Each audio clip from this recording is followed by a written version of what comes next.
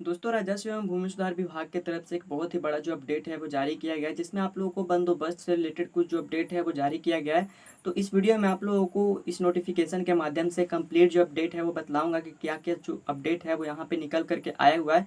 साथ ही दोस्तों, इस वीडियो में आप लोगों को बतलाऊंगा कि जिन लोगों ने अभी तक अपने जमीन सर्वे के लिए स्व घोषणा फॉर्म और जो वंशावली है ये अभी तक नहीं जमा किया है, तो उनका जो सर्वे है वो किस तरीके से होगा, कि अभी भी समय जो है वो बचा है ताकि वो अपने ज़मीन का जो स्व घोषणा है वो कर पाएंगे।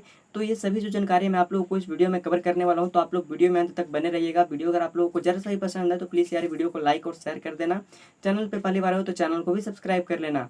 फिलहाल बिना देर के वीडियो में आगे बढ़ते हैं।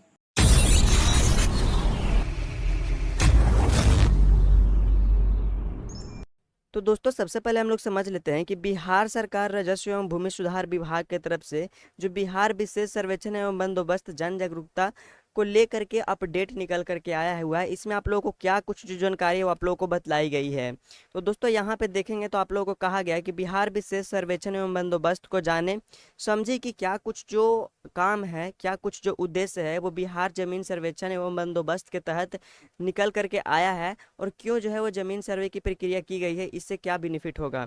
तो देखिए, यहाँ पे कहा गया है कि यह भूमि सर्वेक्षण बिहार विशेष सर्वेक्षण बंदोबस्त अधिनियम 2011 के तहत किया जा रहा है।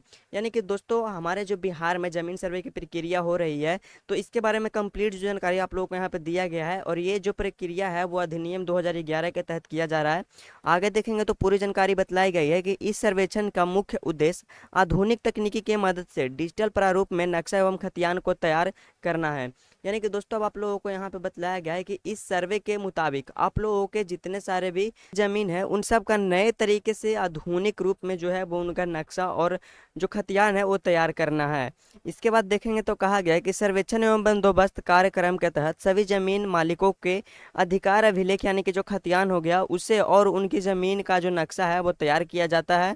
साथ ही इस सर्वे में वर्तमान स्थिति के आधार पर नक्शा तैयार कर वर्तमान भूस्वामी का नाम खतियान में दर्ज किया जाता है। यानी कि दोस्तों, साथ ही आप लोगों को यहाँ पे कहा गया है कि इस सर्वे के दौरान जो भी वर्तमान स्थिति में उनका जो भी जमीन है तो उसका नक्शा बना करके, उनका खतियान बना करके, जो भी जमीन के वर्तमान में स्वामी हो गए, मालिक हो गए, रैयत हो गए, उनका जो नाम है वो उसके ऊपर चढ़ाया जाएगा और उनके नाम से जो है वो जमीन कर दी जाएगी।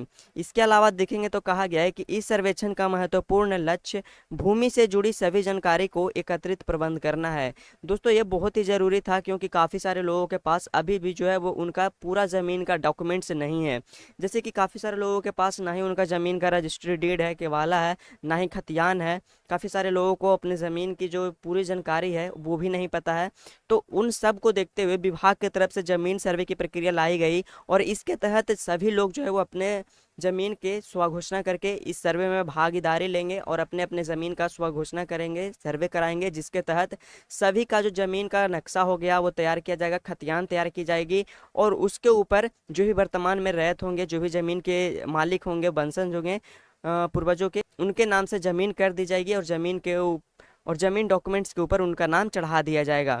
इसके अलावा देखेंगे तो कहा गया है कि इसके बाद बंदोबस्त प्रक्रिया के तहत भूमि का प्राकृतिक और उपयोग के अनुसार भू लागन तय किया जाएगा। साथ ही दोस्तों, यहाँ पे कहा गया है कि इसी सर्वे के दौरान आप लोगों के जो भी भूमि हो गए उसका जो भी लागन मूल्य लगता है, जो भी टैक्स आप लोग सरकार के देते हो उसका भी जो मूल्य है वो यहाँ पे तय किया जाएगा। जैसे कि केवाला का अलग टैक्स देना होता है, भीट का अलग देना होता है, डीह का अलग टैक्स देना होता है।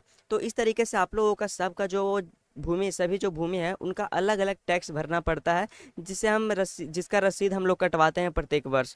ठीक है, तो वो भी आप लोगों का यहाँ पे तय किए जाने वाले हैं। इसके अलावा देखोगे तो यहाँ पे कहा गया है कि इस सर्वे के पश्चात खतियान के साथ साथ नक्शे का भी अध्ययन किया जा सकेगा। यानी कि दोस्तों, यहाँ पे कहने का मतलब है कि इस सर्वे के दौरान जो भी आप लोगों का खतियान है वो उसको तो तैयार किया ही जाएगा नए तरीके से, इसी के साथ साथ आप लोगों का जमीन का जो नक्शा है उसके भी बारे में अधिक से अधिक जानकारी आप लोगों तक पहुँचाई जाएगी। जिसके बाद देखेंगे तो कहा गया है कि यह सभी उपयोगकर्ताओं को आसान और उपयोगी सेवाएं प्रदान करने में मदद करता है। यानी कि दोस्तों, ये जो जमीन सर्वे है, अब इसके तहत जितने सारे भी विवाद हो गए, जितने सारे भी काम करने का जो तरीका है उन सब में बदलाव की जाएगी। मुख्य मुख्य रूप से तो जो विवादें होती थी ज़मीन को लेकर के, ये काफ़ी ज़्यादा हद तक कम जाएगी। साथ ही दोस्तों यहाँ पे अब आप लोगों को किसी भी ज़मीन के डॉक्यूमेंट्स को अब की आवश्यकता पड़ती है, तो वो आसानी से आप लोग जो है वो देख सकते हो, प्राप्त कर सकते हो। ऑनलाइन पे भी इसकी जो सुविधाएं हैं वो देखने को मिल जाएगी। तो ये जो है वो इसका मुख्य उद्देश्य है ज़मीन सर्वे का। तो कुछ इस तरीके का आप लोगों का जो अपडेट है वो आया हुआ था। दोस्तों अब चलिए देखते हैं कि हमारा जो ज़मीन का सर्वे है, क्या इसके लिए अभी तक जो है वो फॉर्म भरा जा रहा है फिर नहीं नहीं भरा जा रहा है। क्योंकि काफ़ी सारे लोगों ने अभी तक अपने ज़मीन की जो स्वघोषणा है वो नहीं किया है, तो क्या इसका अंतिम तिथि बढ़ा या फिर नहीं बढ़ा। क्योंकि दोस्तों सर्वे फॉर्म जमा करने का जो अंतिम तिथि है वो 30 मार्च तक ही निर्धारित की। इसके बाद आगे क्या हुआ है इसके बारे में कोई भी अपडेट निकल कर नहीं आया हुआ था। तो इस वीडियो में हम लोग लाइव देखेंगे कि हमारा जो ज़मीन की स्वघोषणा है वो जमा हो पा रहा है या फिर नहीं हो पा रहा है। तो उसे चेक करने के लिए मैं आ चुका हूँ लैंड रिकॉर्ड एंड सर्वे वाले वेबसाइट के ऊपर, जिसके बाद आप लोगों को नीचे आना है। नीचे आप लोगों को एक ऑप्शन देखने को मिलेगा बिहार विशेष सर्वेक्षण संबंधित सेवाएं, इसके ऊपर सिंपली आप लोगों को क्लिक करना होगा। तो अभी आप लोगों के सामने सर्वे संबंधित जितनी सारे भी ऑनलाइन सेवाएं हैं वो आप लोगों को यहाँ पे देखने को मिल जाएगा, जिसका इस्तेमाल कर अपने सर्वे के बारे में अधिक से अधिक जानकारी प्राप्त कर सकते हो। अब दोस्तों यहाँ पे आप लोगों को अपने ज़मीन की स्वघोषणा करने के लिए एक ऑप्शन दिया जाता है, रैत द्वारा स्वामित्व धारिता भूमि की स्वघोषणा है तो प्रपत्र। तो सिंपली आप लोग जैसे ही इस वाले ऑप्शन के ऊपर क्लिक करते हो तो अभी आप लोगों के सामने जो भी स्वघोषणा जमा करने का जो वेबसाइट है वो ओपन होकर के आता है।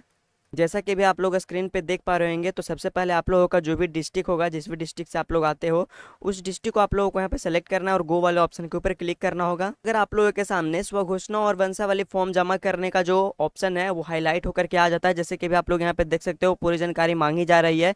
तो समझिए कि आप लोगों के एरिया का, आप लोगों का डिस्ट्रिक्ट का जो जमीन सर्वे की प्रक्रिया है, इसमें आप लोगों को स्वघोषणा करने का जो तिथि है वो अभी भी बचा हुआ है। तो जिन लोगों ने अभी तक अपने जमीन की स्वघोषणा नहीं की है तो वो ऑनलाइन इस तरीके से कर सकते हैं। उसके ऊपर मैंने आप लोगों को कंप्लीट वीडियो में एक प्रोसेस बतला रखा है, जिसका लिंक आप लोगों को डिस्क्रिप्शन में देखने को मिल जाएगा। फिर अगर आप लोग अपने पंचायत में जहाँ पे भी शिविर कैंप लगाया गया है वहाँ जाकर के अपना घोषणा फॉर्म जमा करना चाहते हो, तो उसके लिए आप लोगों को जो फर्स्ट वाला ऑप्शन दिया गया है जिसके ऊपर आप लोगों को क्लिक करना है और यहाँ से आप लोगों को पता करना है कि आप लोगों के पंचायत में कौन जो है वो कानूनगो सर बैठे हैं, उनका मोबाइल नंबर क्या है, ताकि उनसे आप संपर्क करके पूरी जानकारी उनसे प्राप्त कर सकें। तो उसके लिए आप लोगों को सिंपली फर्स्ट वाले ऑप्शन के ऊपर क्लिक करना है, जिसके बाद अब आप लोगों को यहाँ से नीचे आना है। यहाँ पे आप लोगों का जो भी डिस्ट्रिक्ट होगा, डिस्ट्रिक्ट आप लोग सबसे पहले यहाँ पे सेलेक्ट करेंगे। उसके बाद आप लोगों का जो भी सर्कल होगा, सर्कल को आप लोगों को यहाँ से सेलेक्ट कर लेना है। देन उसके बाद आप लोगों का जो भी मौजा होगा, मौजा आप लोग यहाँ पे सेलेक्ट करेंगे। मौजा सेलेक्ट कर लेने के बाद सिंपली आप लोगों को यहाँ पे क्लिक हेयर वाला ऑप्शन के ऊपर क्लिक करना होगा, जिसके बाद आप लोगों के सामने सर्वे का जो पूरा रिपोर्ट है वो ओपन होकर के आ जाता है। यहाँ पे देखोगे तो आप लोगों के एरिया का जहाँ पे भी शिविर कैंप लगाया गया है, तो उस कैंप में जो भी अमीन का नाम होगा वो आप लोगों को देखने को मिल जाएगा। अमीन का मोबाइल नंबर देखने को मिल जाएगा, कानूनगो सर का नाम देखने को मिल जाता है, उनका भी मोबाइल नंबर आप लोगों को देखने को मिल जाता है। शिविर प्रभारी का नाम देखने को मिल जाता है, उनका मोबाइल नंबर देखने को मिल जाता है। तो दोस्तों इस तरीके से आप लोगों को यहाँ पे पूरी जानकारी वो बतलाई गई है। साथ ही अगर आप लोग चाहते हो कि अपना जिला में जो भी शिविर कैंप लगाया गया वहाँ जाकर के डॉक्यूमेंट्स को सभी जमा करना, तो उसका जो एड्रेस है वो भी आप लोगों को ऊपर देखने को मिल जाएगा। तो यहाँ पर जाकर के आप लोग अपने ज़मीन की जो स्वघोषणा है वो कर पाएंगे। अभी भी आप लोगों के पास अपनी ज़मीन सर्वे कराने का जो मौका है वो बचा हुआ है। तो दोस्तों जैसा कि अभी आप लोगों ने देखा, इस तरीके से आप लोगों का जो बंदोबस्ती को लेकर के अपडेट निकला हुआ था वो मैंने आप लोगों को समझा दिया। साथ ही मैंने आप लोगों को बताया है कि क्या अभी तक जिन लोगों ने अपने ज़मीन की स्वघोषणा करने के लिए फॉर्म नहीं भरा था या फिर शिविर कैफे में या फिर शिविर में जाकर के अपना जो फॉर्म है वो नहीं जमा किए थे, तो क्या अभी भी जो फॉर्म है वो जमा हो पा रहे हैं। तो वो सभी जानकारी मैंने आप लोगों को इस वीडियो में बतला दी है। उम्मीद करता हूँ कि सभी जानकारी आप लोग समझ चुके होंगे।